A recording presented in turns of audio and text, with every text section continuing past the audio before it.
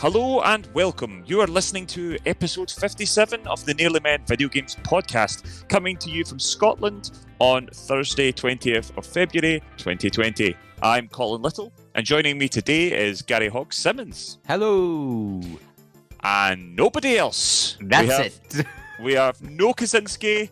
We are being left without teacher today, and we're going to run amok, Garry, aren't we? Oh, it's going to be the longest podcast in the history of the Nearly Men podcasts. It is indeed, and I've already chopped a little bit out of our intro because I just thought, why not?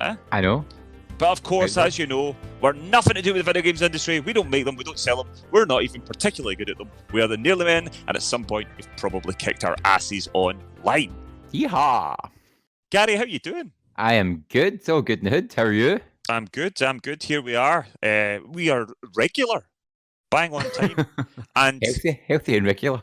I feel we need a little moment of kind of dun dun dun dun dun dun dun. Not joking, because the very sad news that tomorrow, Nearly Men Day, which will be the episode will be out. So I say tomorrow, but actually today, The Last of Us was supposed to be out, Last of Us 2, and it's not. Such a tease. I saw them putting up a little thing saying 100 days till it's out. So that's good. But no, is that 100 days? Well, it must be now maybe 97 days. Oh gosh. Maybe something like that. So yeah, that's a long way to go, but still something to look forward to, I suppose. Of course, there is a little bit of Last of Us 2 news, but we'll be talking about that in just a little while. But I don't know about you, Garry, but we have been playing a hell of a lot of games. Yeah, we've actually did a good bit of work the past 2 weeks, I'd say. Our PS4s have been red hot with the amount of games we've been downloading and playing. Yep. So, yeah, I don't think we should mess about too much. We should probably get ourselves started and get on with it. But first of all, here's a little bit about us and how you can get in touch with us. So listen up. Reaching the Nearly Men is easier than ever.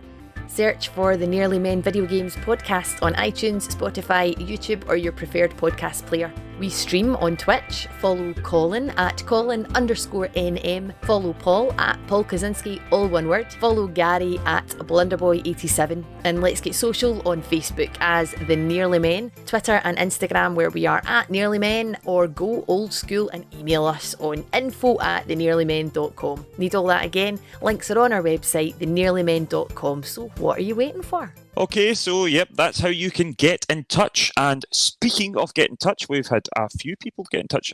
Garry, did you see earlier on our Facebook page that Paolo had put up a little post and also wanted to know whether people thought that who would win a dance-off out of you? I did see this, yes, and I mean, it would be a tough call. It would be very close. It would.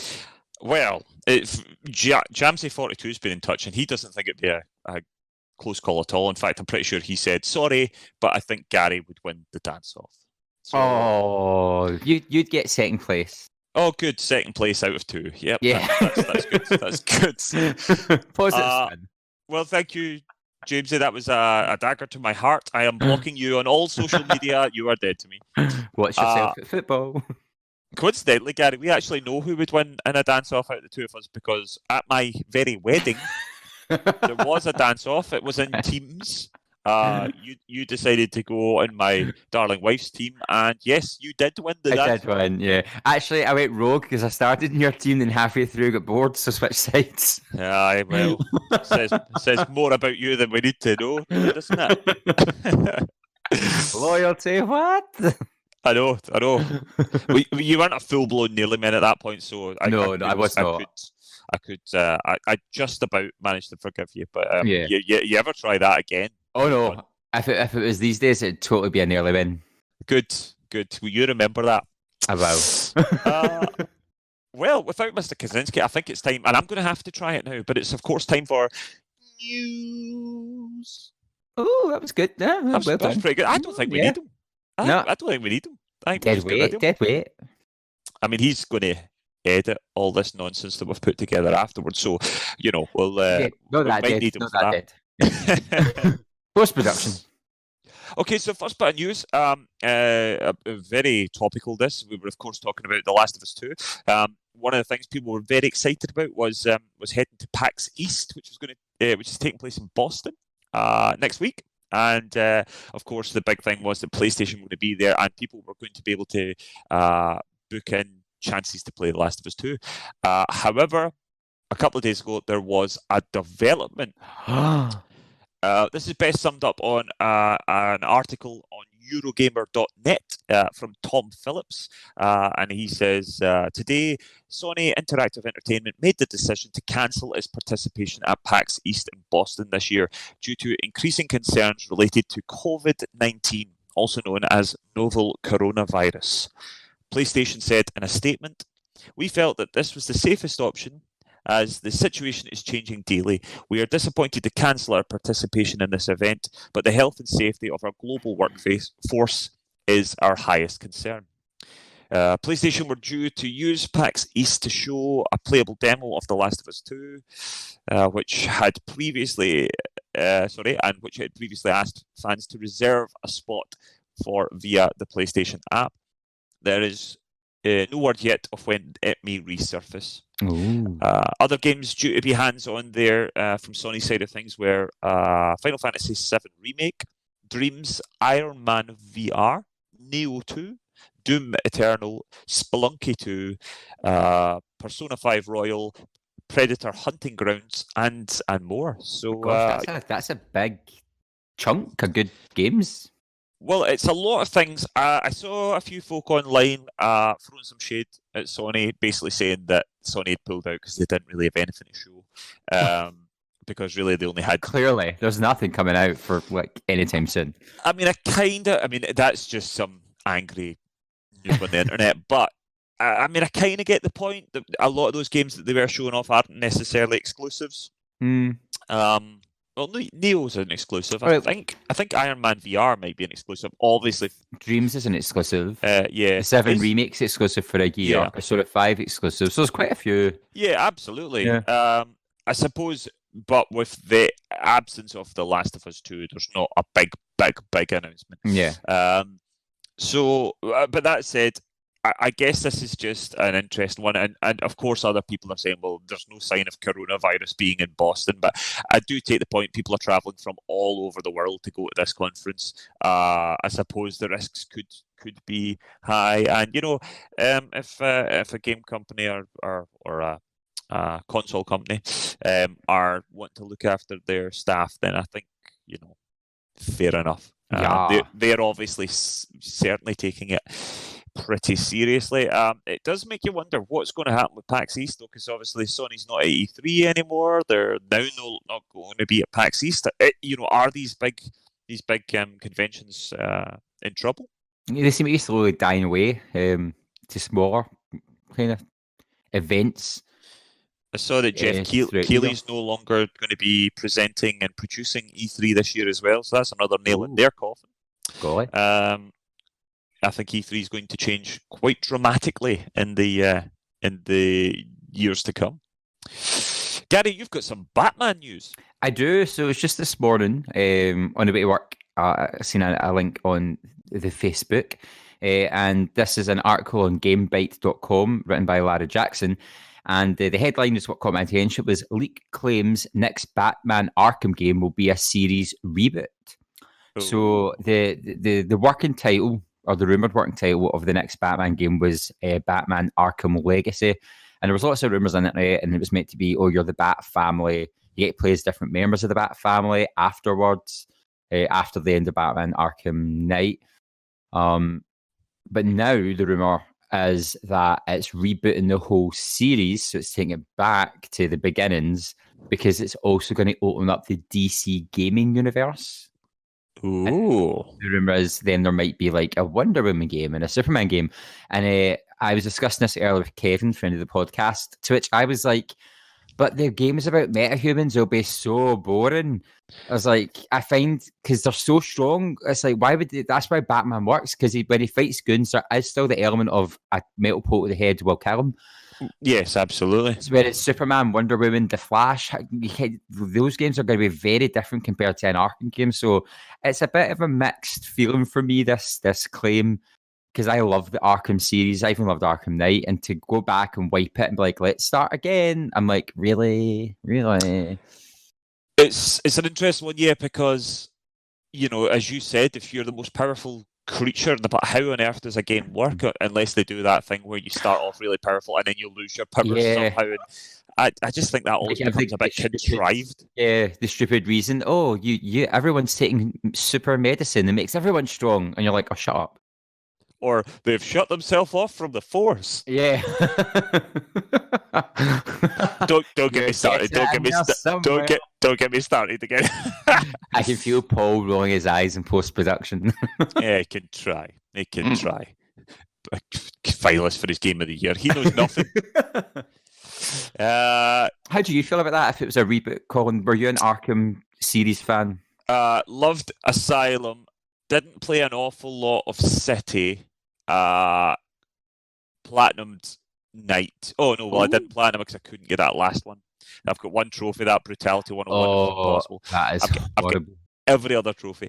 I really liked Arkham Knight. I thought it looked fabulous. The tank stuff's horrendous. And when it first turned up, I thought it was really cool. As it goes on, it's just overused. Yeah. But for the majority, I really liked it. Also, really liked Batman Arkham VR as well. So, yeah, that was good. Yeah, I would really like to see another Arkham game potentially. I'm not sure if the extended Bat family are really. I'm not that interested in them. Batman's. Oh, see, I love the Bat family. Most interested. And don't mind Nightwing. Batgirl could be quite interesting. We've not. Did you play the Arkham Knight DLC when you were Batgirl and Nightwing, who then became when he was Robin? That was really well done. I think I did play that actually. I don't think I did. And you had classic Harley in her Harlequin costume and stuff. Yeah. That was DLC done really well, and it kind of opened up the idea of how all the different Bat family members could work. Oh, I mean, I dare say it would work well, and I just because the other rumor was it was going to be based on Batman Beyond when Bruce Wayne takes on the apprentice. What's his name? Terry something. And he becomes a new Batman in the future, sort of thing. But the story's meant to be based on the Court of Owls, which was in the reboot comic, the New 52, which was a good storyline, but it was very Bat family centric as well. Okay. So that's why I'm kind of like, oh, what's going on? I mean, I suppose as long as each of the Bat family are different and interesting, and maybe if they could do it in a sort of Grand Theft Auto 5 way where you can jump between them and pick up different things, that would be quite cool. Yeah. I'm not sure if I would necessarily want to do, this is the Robin chapter, this is the Batgirl chapter. I think it would, if they've all got, like, say, Batman's a tank and Batgirl's like super fast, almost like a rogue or something, like then that would at least be interesting. But if you're kind of just doing the same thing with them all, then that's less interesting, Yeah, no, they did. I think in Arkham Knight, it started in City because you could play as Catwoman in City and free roam the City as Catwoman. I loved that. I do remember playing that. Yeah, you could play Robin in the DLC, and he had a shield and he had different combat moves. And then in Arkham Knight, Nightwing, Robin, Catwoman, Batgirl, they all played differently. Like Batgirl was really fast, so they had to start something good. So it'll be interesting to see how it develops and where it goes next. Well, that's certainly something. That's certainly a possibility. Certainly sounds a bit more interesting that way. Okay, so moving on. I feel it would be very, very rude of us to do Cozy's Crumbs while Cozy's not here. Oh, I know. Don't touch his crumbs. But we will move ourselves through and we'll go on to the freebies. So, Games with Gold. For the month of February, we've got TT, Isle of Man. Oh, man. Oh, that's so bad. Oh, is it? Well, do you know what? It's actually, it's not a bad made game. People who are into that sort of really, really in-depth race, motorcycle simulation, I'm sure they love it. me and Paul were horrendous at it. Excuse me, as I cough right into my microphone. Next up, from the 16th of February to the 29th of February, we've got Star Wars Battlefront. A classic, original Xbox One and Xbox 360. We've got Call of Cthulhu. It's from the 16th of February to the 15th of March. An RPG survival horror. That's Xbox One as well. I still don't really understand how Xbox do these these dates. It's so bizarre. I don't get it. It doesn't make a lot of sense at all. Moving on to PlayStation Plus, I have to say, after several months of not much good, this is a pretty strong month for PlayStation. You can get the BioShock collection, which I cannot wait to start playing. It's downloaded, ready to go. I've just got so many other games to work my way through. And of course, we've got The Sims 4, which my wife's very excited about playing. She was a big fan of The Sims. I never really got The Sims. It just wasn't really my thing. Love it. What about The Sims 4? Is it good? It's so good. I've got it on my PC and my PS4. Oh, well, there we go. There's a seal of approval from Mr. Garry Hogg. And, of course, I think we both highly recommend this game. PSVR game, Firewall 0 Hour. If there are anybody out there that's got themselves a PlayStation VR, you have to download this. This is an excellent game. Yes. And for free, it is wonderful. It's got a really good community. Think sort of Rainbow Six, basically, in VR. Small teams, kind of deathmatch. You're heading to sort of decrypt sensitive information from a laptop. One team's defending, one team's attacking. It's very simplistic, very straightforward. Graphics are great, levels are amazing. Community are brilliant. I cannot recommend it highly enough. And if you get yourself a game, you will almost certainly get a chance to play with the Nearly Men at some point, because we're on from time to time, and we're always looking for another player. Oh, yes. And ideally, if you're good, that would really help. So that was our that was the freebies. I mean, an alright looking game month, I suppose, for Xbox. I'd say a very strong month for PlayStation. Yeah, would agree. PlayStation has a very good month. So we are absolutely tearing through this week's episode, but I knew we had to, because we have had an onslaught of games sent to us, haven't we, Gary? Oh yeah, so many. Drowning in games. So we've got loads and loads of games. We've been rattling through reviews. So I'm going to get started. I have been playing Bluebird Team's wonderful survival horror, Blair Witch. Oh. Have you had a shot at this at all, Gary? I know you bought it a long time ago on PC and bottled it. Have you managed to even turn it on? I have not, because I've had everything else to play. The reviews come first, Colin. The reviews come first. Oh, that's my answer, and I'm sticking to it. Yeah, very convenient. Okay, so I streamed this. Anyone who's interested, you can check it out on my Twitch stream, Colin_NM. I believe my streams will still be there. I streamed the entire game in 2 sittings. It is very good. As somebody who was a big fan of the Blair Witch Project, the original film, I remember going to the cinema to see this when I was 15, and it was a terrifying film. It creeped me out so much. I grew up spending a lot of time exploring woods, burn running, jumping off waterfalls, all sorts of mental things in woods that looked just like the woods in the Blair Witch Project. So it always sent a bit of a chill up my spine. I always used to wonder about these woods, I was going to come across the Blair Witch, So I was very intrigued about this game. Bluebird Team, of course, are the wonderful developers behind Layers of Fear and Layers of Fear 2. They are also friends of the podcast. They were one of the first ever teams to send us a copy of their game. They sent us a copy of the original Layers of Fear for our horror Kid Save Point many years ago now. We played the whole game that day. and it was terrifying. Mr. Kaczynski in particular struggled big time with it. It really scared him. Paul's scared his own shadow. He is, but Bloober really specialise in this sort of psychological horror. They're not really mad on jump scares, although there are a couple in Blair Witch. But no.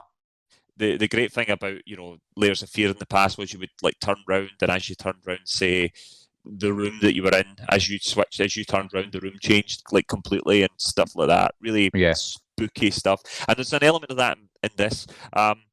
Loosely based, you play a police officer or a detective who's been sent to the woods in Burkittsville, Maryland, in search of a missing child.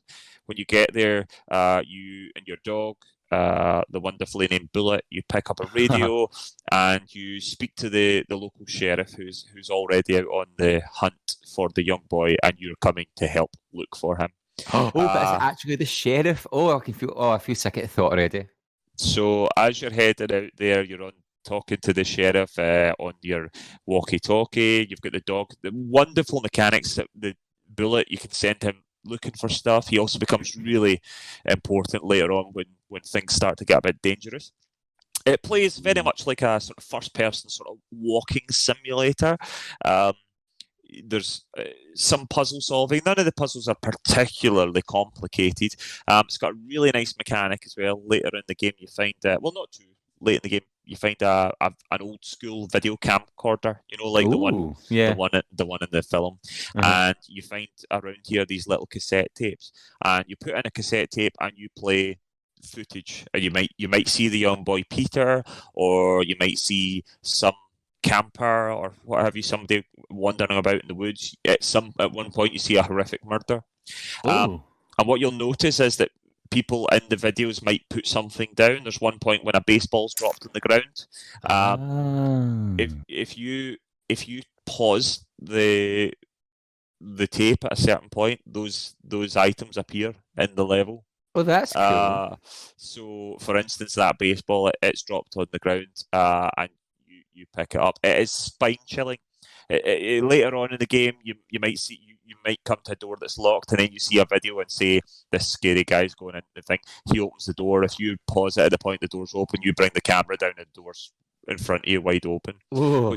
Which is terrifying to say the least. It really does send an absolute shiver up the spine. The game looks great. It plays really well. It is beautifully done, so atmospheric, and genuinely terrifying at points. I mean, I was so, especially as the game started to progress, it got scarier and scarier, and including the very end of the game where I was genuinely terrified. Oh, I don't know if I want to play it now. It's definitely worth. I would say to the listeners out there, if anyone is curious about the game but maybe isn't feeling the bravest, then by all means check out my Twitch and you'll be able to see the streams there. I have to say the last hour of that game might be the scariest game I've ever played. Oh my! High accolade. I mean, some people might argue or might not think it, but because it's so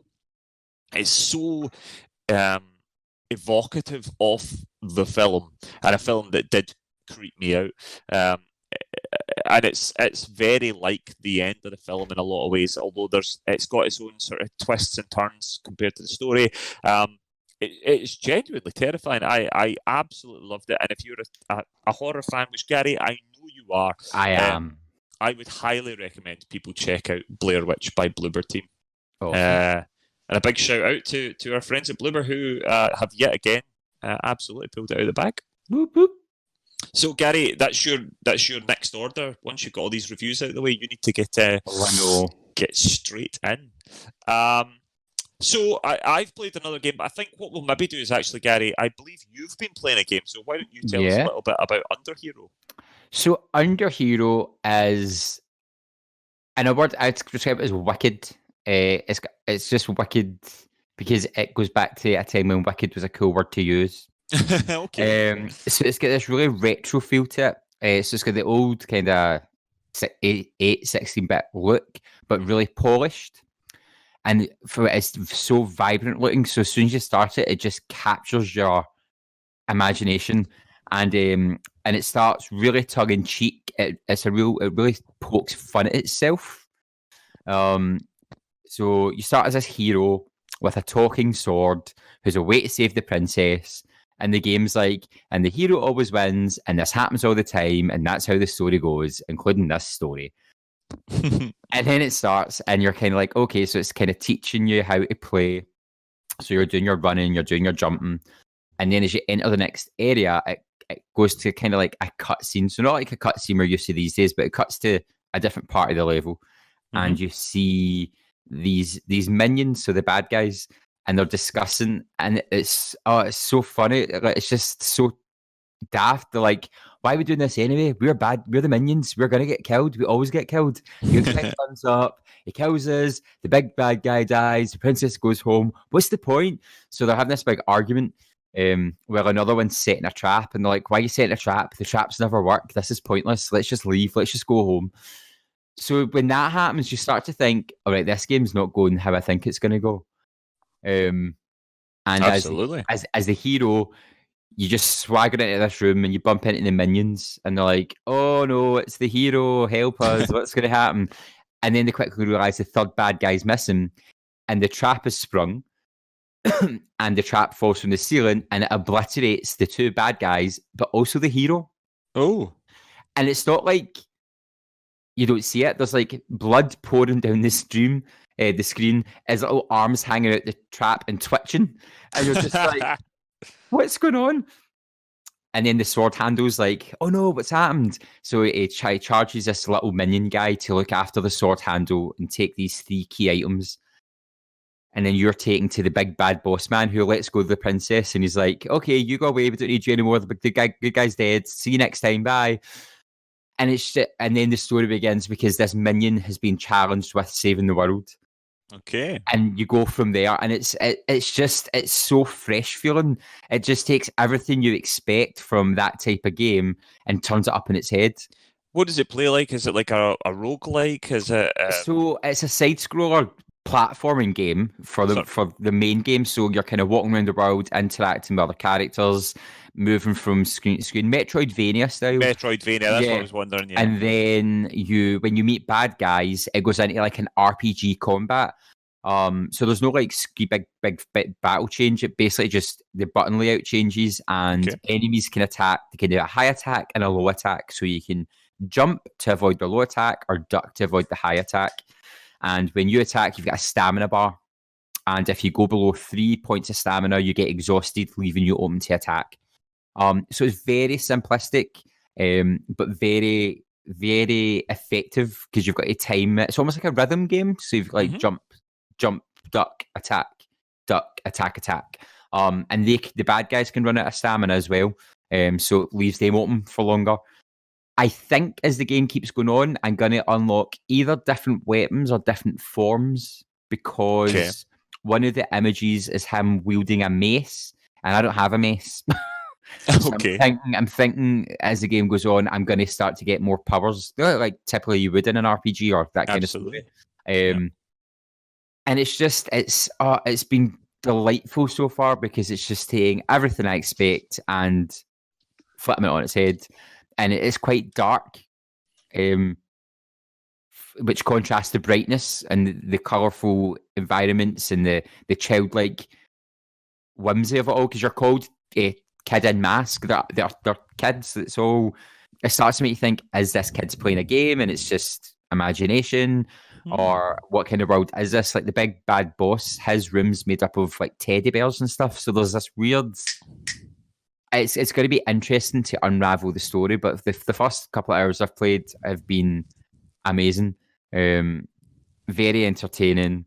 Really, really well planned out with the controls, and just captures your imagination from the get-go. So if you're a fan of Metroidvania type games, but also RPGs, I'd say go for it. It's been great. I can't wait to get back to it.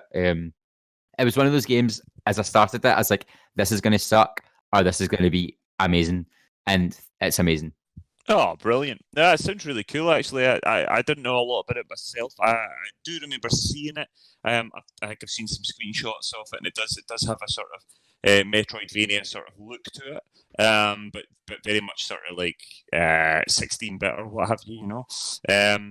Looks really cool. I quite fancy it, and certainly from what you said, sounds like a lot of fun. Yeah, it's great. So Underhero from Paper Castle Games and Digirati, obviously Digitali. It's been great so far, and I'll be playing it till the end. Brilliant. Okay, well, moving on. I have also been playing another review. I've been playing Draugen. Draugen by Red Thread Games. This again, a bit of a sort of walking simulator, and I feel that when you say walking simulator, it sounds a bit, how would I put it? It sounds a bit dismissive. Yeah, You know, but actually, that said, it's actually a lot of fun. I think it's really good. It's sort of set in the 1920s in a sort of Scandinavian little town. You start on a rowing boat. You're on a rowing boat with a girl called Lizzie, and you're looking. Lizzie, is it Lizzie? Lissy, sorry, Lissy. You've come over from New Amsterdam, that sort of area, in America, and you're looking for your sister, Elizabeth. right. You come over there. You and Lissa are on the boat. You're heading to this town. You've sent a letter ahead. You've been told that she was here. She was a journalist who had come to explore the various things. I'm talking in very loose terms here because it's a tricky one to in any way review without giving away plot points, so I don't want to tell you much about it. But of course, when you get to the town, things are not quite what they seem. There's been a mining disaster in the past. The town potentially never quite recovered from it. And as you explore the town, you start to piece together the past of the place, the little village, and you start to put in all the places. The little village, coincidentally, is called Gravik. It's a little Norwegian fishing village. I have to say, it looks absolutely beautiful. It's quite a concise little adventure. Debs and I sat down. We played through it. It took us around about 4 or 5 hours to complete the game. We did it all in the one sitting. But I have to say, it was really nicely done. There's some lovely moments, some really fun moments, and Debs in particular, she loves these sort of story-based, so essentially walking simulator for want of a better thing. These kind of narrative-based exploration games. I'm not so keen on them. Everybody's gone to the Rapture, things like that. Wasn't my keen on. I really liked The Vanishing of Ethan Carter. This feels a bit more like that than Everybody's Gone to the Rapture. Okay. There's a little bit more to it. You're not really just moving about pressing the X button and looking at things. There are a wee bit more to do. It's got some cool mechanics where you might have a conversation, or you might be looking at something, and you'll see the sacred symbols. You'll see the square, the triangle, the circle, or whatever, and they'll give you sort of like subjects, and you can tap the button to sort of see a sort of overview of what the character might be thinking about the thing, and then if you hold that button down, then you'll actually comment on it or actually speak about it. So you don't necessarily have to explore all the dialogue options, although you can, but at the same time it gives you a chance to sort of think before you speak. Because how often in games do you click a speech option and then what they say isn't quite what you hoped to say or wanted to say because it's a pre-scripted line? You're a bit like, I used to. I didn't mean that. It used to happen in like Mass Effect games and all that, or Bioshock, BioWare games, and I always felt like I'd like offended somebody and I didn't mean to, and then they suddenly start frowning at you or in Fallout or something, like you're like, well, I didn't mean to go on a wrong foot here. I was trying to talk about something else. So it gives you a little bit more of that sort of thing. As I said, as it moves on, it's really nice, beautiful. It's got a sort of almost Scandi noir kind of feel to it. Quite a sad little tale, which is just told in a really beautiful way. The world, I mean, it really does look amazing for what's essentially a rather small indie game. It is gorgeous. It's available on Steam, but of course it's only just recently come to PS4. It just came this week. I was actually playing it before release, and apart from a couple of things, there was a couple of minor graphical issues and a couple of crashes that happened, and they've already released two subsequent patches to it, and have fixed all that. I jumped in today, and it's running like a dream. So really, really good stuff. If you like these sort of little narrative adventures, you're looking for something not too taxing gameplay-wise. You're not going to, open this game up and just get battered into the ground. You're just going to be able to enjoy it and explore it and sort of solve the mystery. Then, yeah, I would certainly recommend checking out Draugen. Sounds good. As I said, she's a bit of an authority on these games. She likes them a lot. She really liked this. So yeah, I would highly recommend you check out. That is Draugen by Red Thread Games. Nice one. Okay, so Gary, you and I have of course been working hard reviewing games, but if that wasn't enough, Mr. Kaczynski has also been working hard reviewing games. So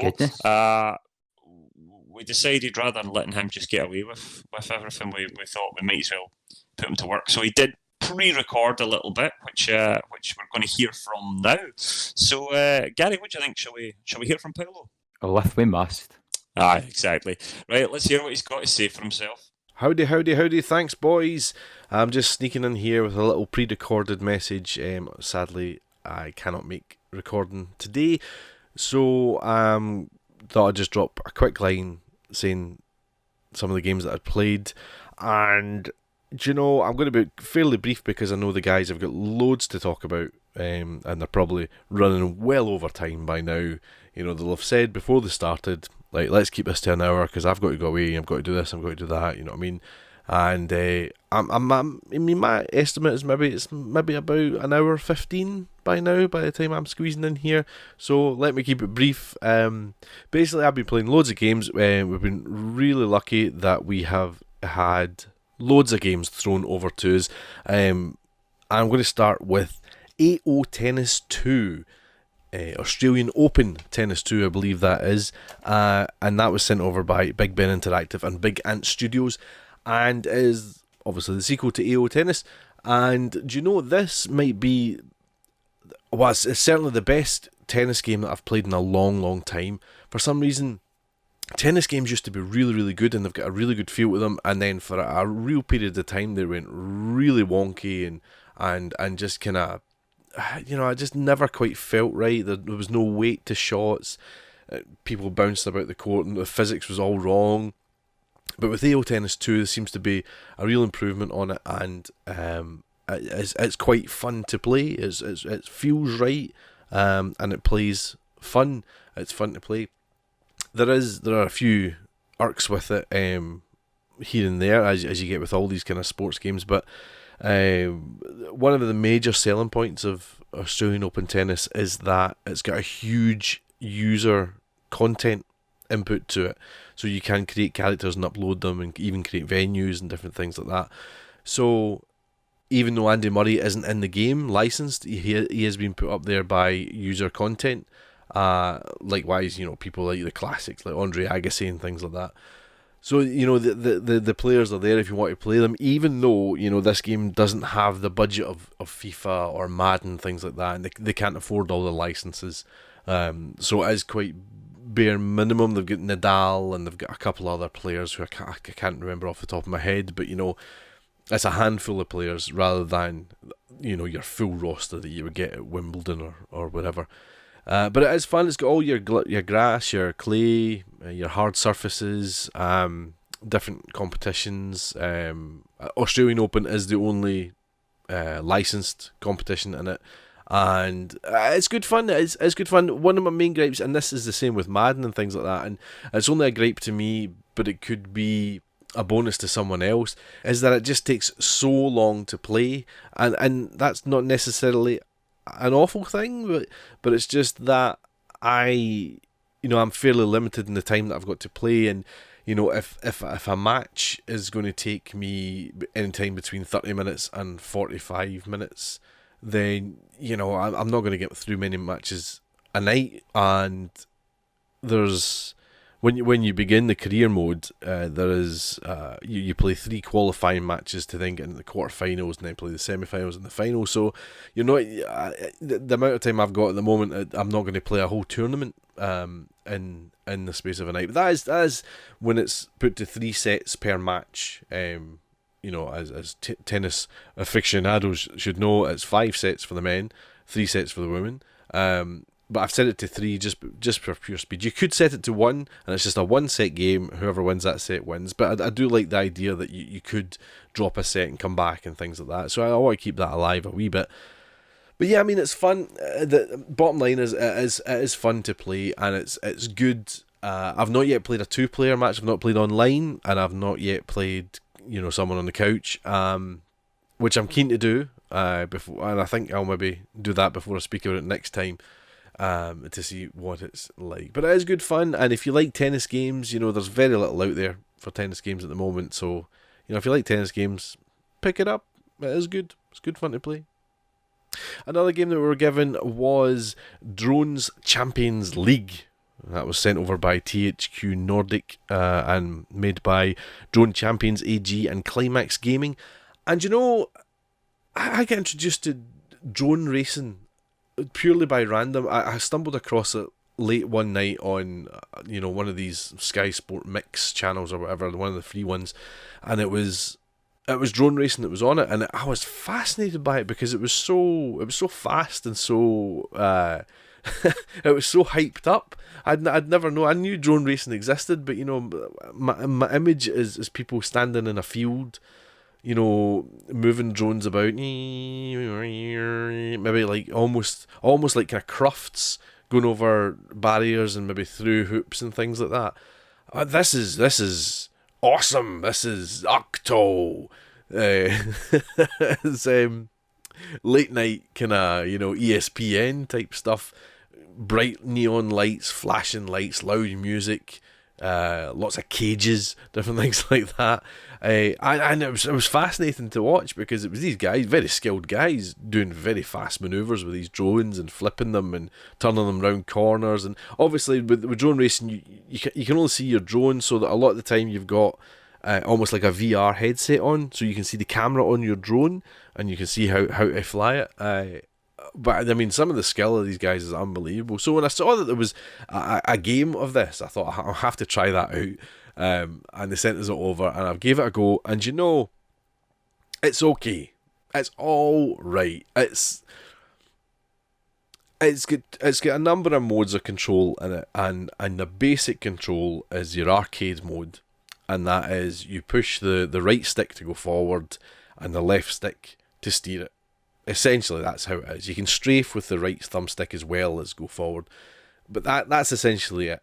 And it's very dull when it's played that way because you're not flying the drone. You're just pushing it forward and turning it around. That's all you're really doing. So it's not exciting, and there's not much challenge to it at all.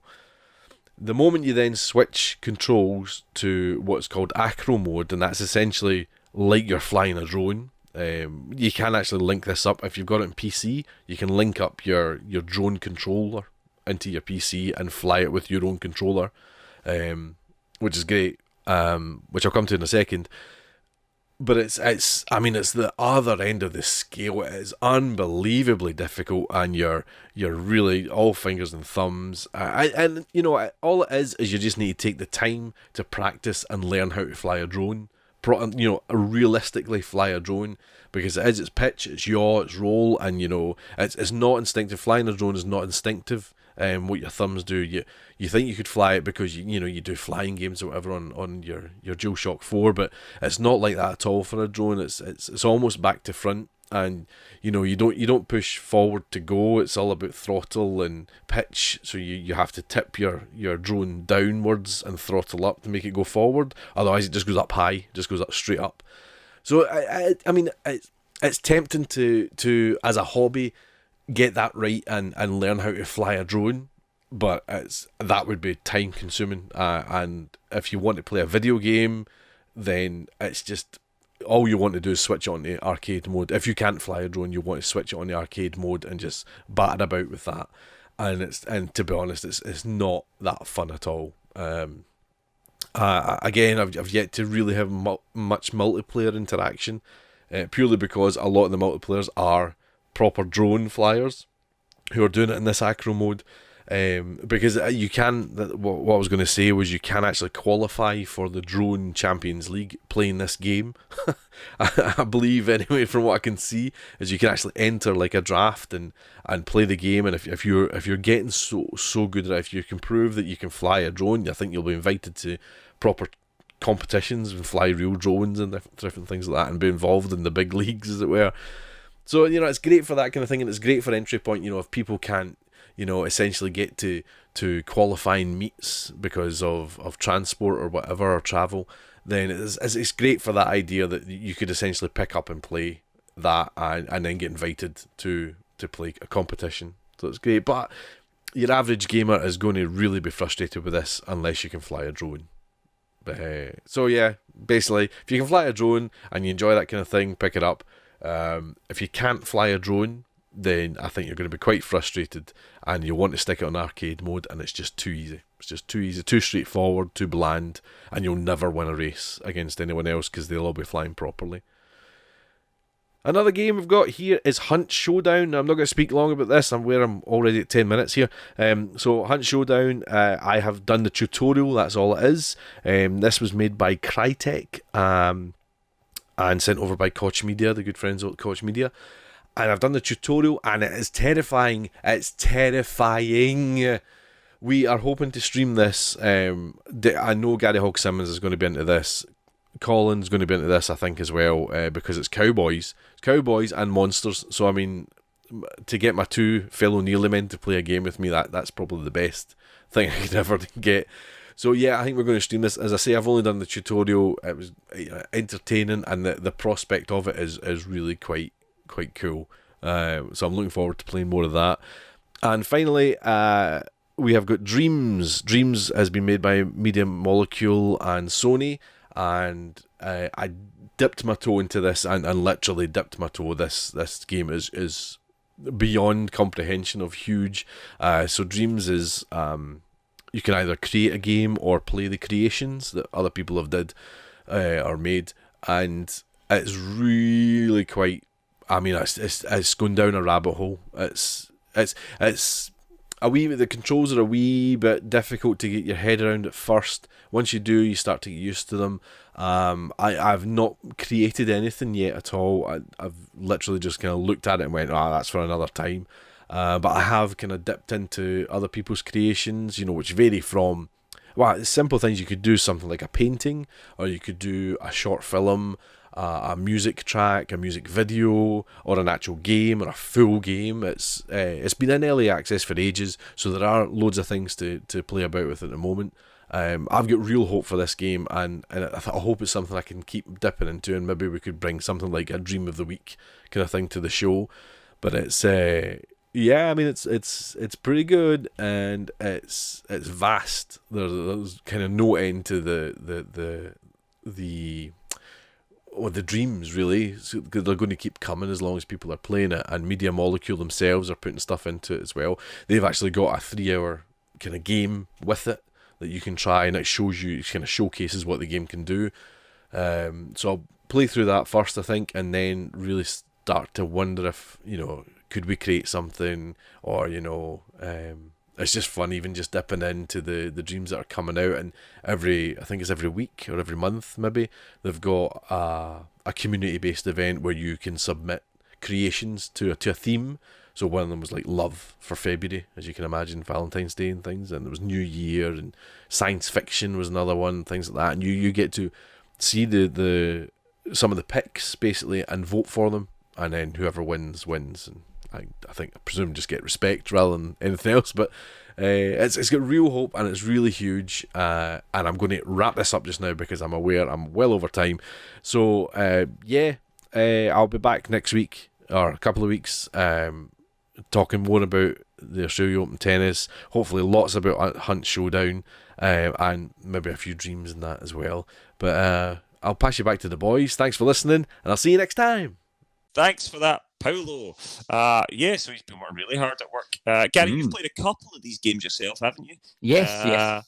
We'll talk about Hunt Showdown in a moment. Mm-hmm. But you have been playing Dreams. What do you think of Dreams? I have. I've dipped my toe in because Dreams is a sea of dreams. It is massive. It's mental. I was going to sign up for the beta for beta, however you say it, a couple months ago, and just went to do it, shut. And I was like, oh, well. So when I seen this, I was like, oh, yes. Because as you know from D&D with us, I love creating worlds and creating stories and building things for people to play through. So when I was younger, I always wanted the Net Yarrow's PlayStation, which was a developer PlayStation. This is essentially Net Yarrow's grown up. Yeah, it's a dev kit, basically, isn't it? Yeah, it becomes a dev kit. And it is mental. So when you start, it starts this really like English voice and darkness, and it's like, you are full of imagination. And you've got to choose this wee fluffy thing, which is your imagination imp. And it takes you through all these weird, abstract concepts of making ideas and popping sounds. And it's really bizarre. I mean, you do kind of spend the first 3 minutes going, what am I doing? And then it goes in this big journey of if I've written down a wall so you've not blocking your ideas. And it's a really nice way to start it. Just kind of build your self-confidence. And then it's literally just, here's things that people have made.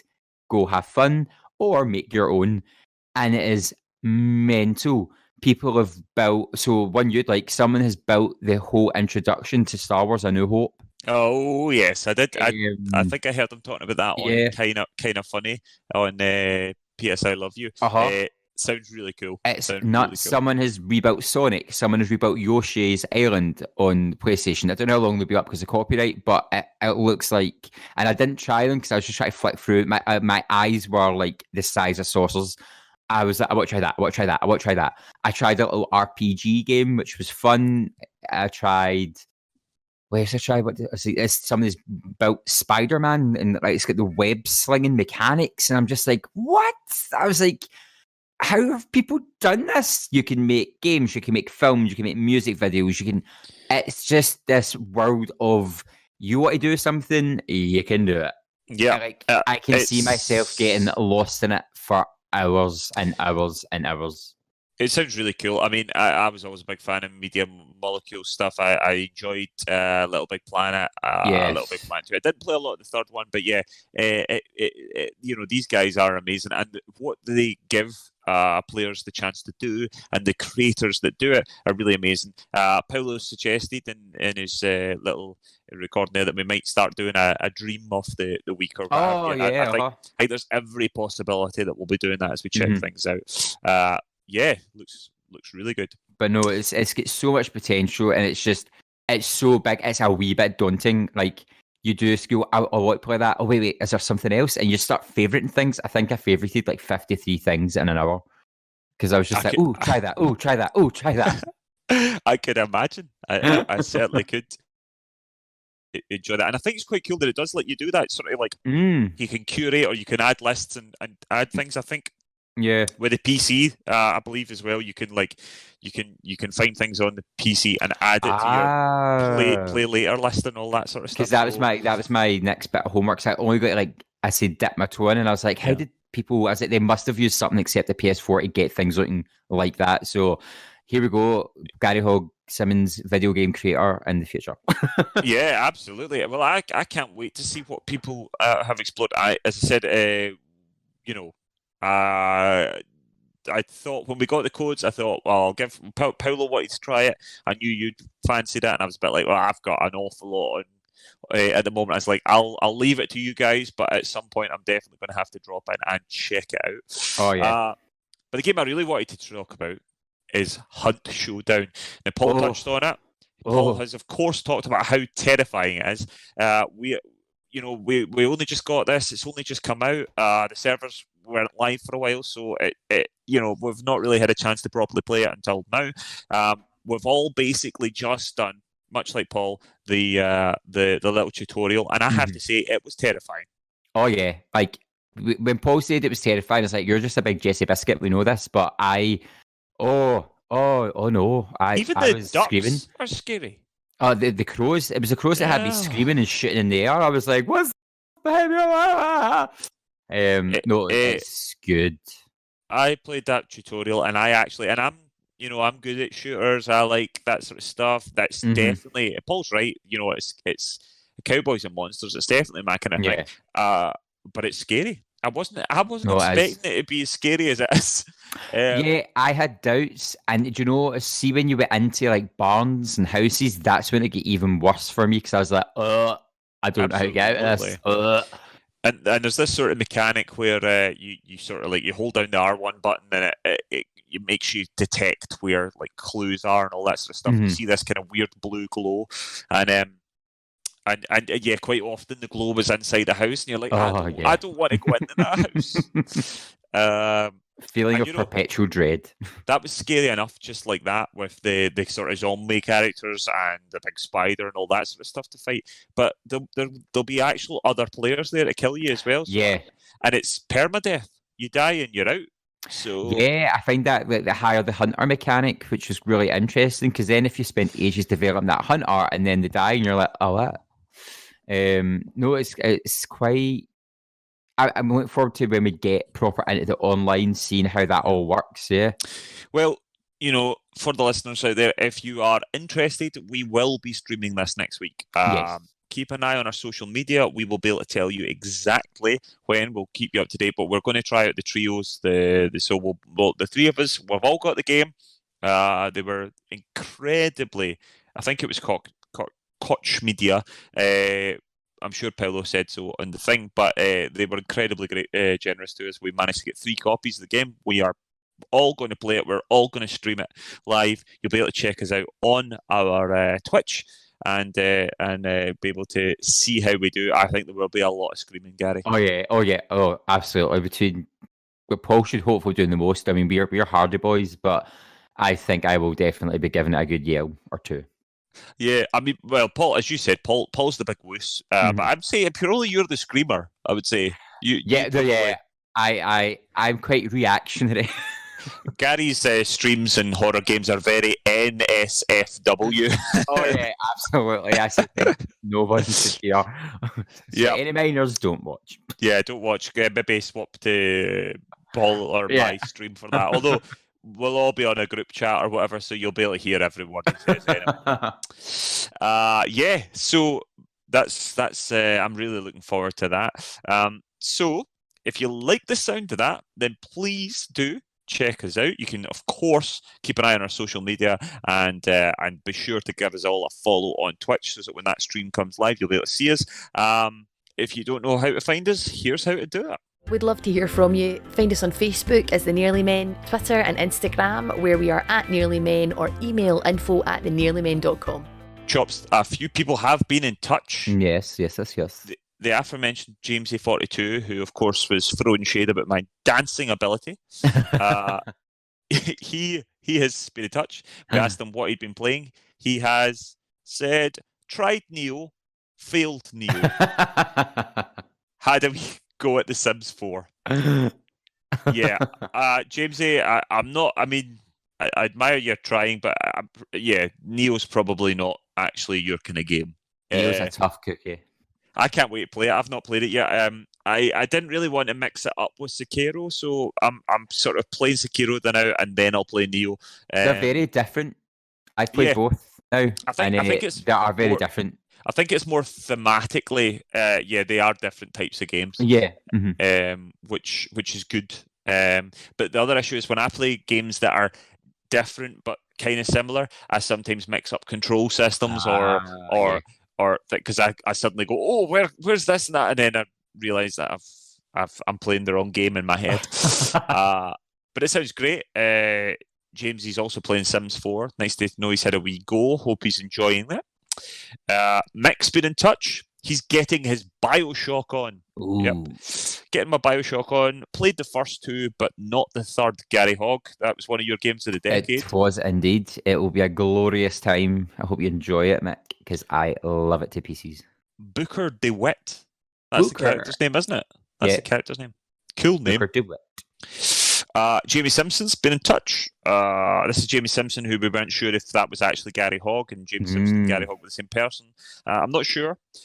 He saw the Sonic movie today. It's pretty good. Well, we enjoyed it anyway. I was there for the nostalgia. My little boy for the blue furry hedgehog. Guess I will probably play Sonic Mania now, as he's had it for ages and hasn't played it. Sonic Mania is good. Yeah, I've not played it either. I'm sure I've got it. I think that was a PS Plus game. Yeah, but it's good. I mean, Sonic was never really my thing, being a Nintendo boy, but Sonic was my thing. I was a big Sonic fanboy. But Sonic Mania sounds cool. Yeah. So, any thoughts? What are you thinking about the Sonic movie? I've heard it's doing really well. I think it's out. So the Detective Pikachu movie. So I'm definitely. I'm going with my pal and his wee boys, and that's just my excuse to go to a cinema full of kids and not look like a big weirdo. So we should hopefully be seeing that in the next couple of weeks. But I'm looking forward to it. I mean, it's Sonic, and now that they've made him look decent, like Sonic, it's less gonna fuel my nightmares. So the Jim Carrey thing's a bit weird, but I see that. Because when I saw him at first, it just looked like Jim Carrey, but there's a point where he looks a bit more like Dr. Robotnik. Apparently, he's fantastic in it. People are like raving about him. So no, I've heard really good things. Surprisingly, I've heard very mixed things because being an actor and being very very interested in film, I follow lots of film reviewers, and also I'm a gamer and we do the podcast. I follow lots of gamers, and it's split right down the middle. See all the film reviewers, they're all saying it's absolutely terrible, and all the gamers are actually saying, yeah, it's actually pretty good. Interesting. So I don't know where I'll sit on it, really. Let's just say it's not the Super Mario Brothers movie. No, well, I reckon that even the reviewers that didn't like it wouldn't be that scathing on it. So, sounds good. Gary, there are a hell of a lot of games that are coming out in the next couple of weeks. There are so many. So bear with me while I fly through these. On the 24th of February, we've got Project Aether, First Contact. That's coming to PC. What else we got? 25th of February, we've got a whole bunch of games. We've got Arcade Fuzz, Conan Chop Chop. Arcade Fuzz is going to Switch. Conan Chop Chop is going PS4 to the Switch, the PC, and the Xbox One. Game of Thrones is coming. It's PC and the Oculus Rift. We've got Gods and Monsters. It's coming PS4, NS, Switch, and the PC. Hay Fever. It's also coming to everything. PC, Switch, all the consoles, and the PC. Hunting Simulator 2. That's coming to PS4 and Xbox One. And Samurai Showdown is coming to the Switch. 26th of February, we've got Beautiful Desolation to PC. Bio Inc. Nemesis is coming to Android and iOS. Edgar Bok in Bullsack. I think Paul's just making these up now. That's coming to Xbox One, Switch, and PC. Hero Must Die Again is coming to PS4 and PC. 27th of February, we've got Heaven Dust for Switch and PC. Hero Must Die Again is also out on the Switch on the 27th, a day after the others. Shadow Arena is coming to the PC, and Underhero is out on the Switch. Ooh. 28th of February, we've got Metro Redux, which of course has been out on consoles for absolutely years. It's out on the Switch. We've got One Punch Man, A Hero Nobody Knows. That's coming to PS4, Xbox One, and PC. And Romance of the Three Kingdoms 14 is coming to PS4 and PC. That sounds quite interesting. On the 3rd of March, we've got Curse of the Dead Gods. That's coming to the PC. We've also got Hypergalactic Psychic Table Tennis 3000. That is a title. That is indeed a title. That is a title. PC.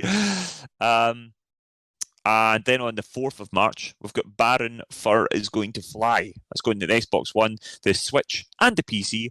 We've got Bombing Quest coming to the PC that day, and also Infamy, which is also coming. That's going to PC and Mac. On the 5th of March, we have Broomstick League. That's coming to PC, and The Longing is coming to PC, Macs, and Linux, I guess. Yep. On the 6th of March, which of course I meant to stay because that's my birthday, be sure to send all your cards and well wishes in. We've got Carly and the Reaper Man. That was an odd space here in the quote in the title. Carly and the Reaper Man: Escape from the Underworld. That's coming to PS4. That sounds cool. Look into that. We've got Murder by Numbers coming on to the Switch and the PC that day, and finally, on the 6th of March, we have Pokemon Mystery Dungeon Rescue Team DX to the Switch. Well, Gary, I'm going to ask you now if there's any games that are jumping out at you, but I think I know the answer. A lot of games. Well, one game that jumped out that I missed earlier was Hay Fever. Who wants Hay Fever? What a name. Well, exactly. I was like, oof. And now I'm kind of thinking what's about. So it's got me intrigued. So I'm kind of going to go do a wee deep dive and see what is Hay Fever all about. Well, there we go. But the one game that I do have my eye on is Pokemon Mystery Dungeon. I always wanted to try the Mystery Dungeon games on my DS because that's where they first released. And I never got round to them. So now, with my Switch, I'm thinking, can never go wrong with a bit of Pokemon. So absolutely, I might jump in and see how it is. I always like the intrigue, the story behind it, that you get turned into a Pokemon. Well, that might just be one of them, but I remember reading that and I was like, that sounds cool. But then never got it. So out of that list, that's the one that's making me go, ooh. Yeah, I mean, to be honest, looking through it, there's various ones. I see the Switch is obviously getting quite a few things. Samurai Showdown, Underhero, Metro Redux. That's pretty interesting. That's coming to the Switch. It'll be interesting how we were always wondering how the Switch was going to cope with these ports of big console games. But I see that Switcher, as they're calling it, Witcher 3 is working very well on the Switch. It does. So, it runs smoothly. I got it. So there's obviously more guts in the little thing than people think. Yeah. So that's that. That's an awful lot of games coming out. We have a cursory pile through all those various reviews. Loads of different games. Yeah. Was there one in particular you enjoyed the most, Gary? Is it Underhero for you? I think Underhero, just because it's totally up my street with the humour and the style and the mashup of Metroidvania plus RPG. But the hunt game, the Scary Doodah, oh my gosh, we're going to die. Scary Doodah. Hunt Showdown. I can't remember the second part of the name, but I cannot wait to get into that properly with the team playing aspect. Very much so, yeah. I'm looking forward to trying that out as well. As I said, very curious about Dreams, but I have to give a shout out to both Blair Witch and Draugen, both quite different and kind of similar in other ways. But both very, very good. I thought they were great, and I would recommend them both if you're looking for Draugen, if you want a lovely little story, quite sedate, quite experienced. Blair Witch, if you genuinely want to scare the bejesus out of yourself. Yeah, well, with that, Gary, I had a wee listen to the last couple of episodes. Obviously, I've not been available for, and there's all this serious shade about how much talking I do and how the podcast always overruns because of me. Well, I'm just looking at the time here. This has been our quickest one yet. It's Kaczynski. It's Paul. It's him. It's him doing all his little impressions and his silly little voices. It's him that takes up all the time. Yeah, I get every time I said it was just me and Colin doing the podcast, everyone was like, "Oh well, I buckle in for the longest podcast ever." And look at us. Look at us. It's an absolute disgrace. that my name has been blackened by this. Although I'm now going to sit down for half an hour and just absolutely slander Paul. Yeah. So yeah, we've come in a little bit shorter than usual. So yeah, that was short and sweet this time. But Gary, a lot of fun talking about a lot of great games. And Absolutely. For all the listeners out there, be sure to keep an eye on our social media. We'll keep you updated. We will definitely be streaming Hunt Showdown next week. As I said, we're all quite excited about what this will be like in the multiplayer arena, as it were. I think it'll be a lot of fun. There will be a lot of screams. There will be a lot of swearing from Gary mainly. But definitely worth checking out. So be sure to check it out and give us all a follow on Twitch. Right. Well, if there's no other business, Gary. All done. Then I think we'll get back to playing all our millions of other games we've got to play. Yes. Thank you, everyone out there, for listening, and thank you to everybody that got in touch. Let us know what you thought. Let us know what you thought of the reviews. Did you agree? Did you not agree? Do you think we should just get rid of Paolo because he clearly takes up too much time? And in the meantime, we will see you back on our very next episode, and we'll be in touch then. All right, Gary, say goodbye. Goodbye. All right, and it's goodbye from me. Bye.